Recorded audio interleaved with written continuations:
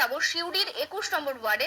সেখানে তৃণমূল কংগ্রেস প্রার্থী সুকুমার মাল তিনি প্রচার শুরু করেছেন, প্রচার চালাচ্ছেন। আমাদের প্রতিনিধি পার্থ দাস সরাসরি সেখান থেকে রয়েছে। পার্থ, একটু প্রচারের ছবিটা জানতে চাইবো তোমার কাছ থেকে।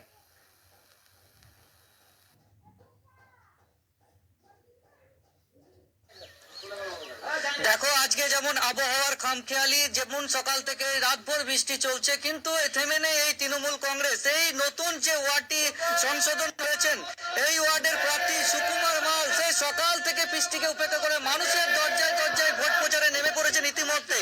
বিশেষত এই ওয়ার্ডটিকে নতুন ওয়ার্ড সংযোজন করেছেন, কারণ এটি 2 নম্বর ব্লকের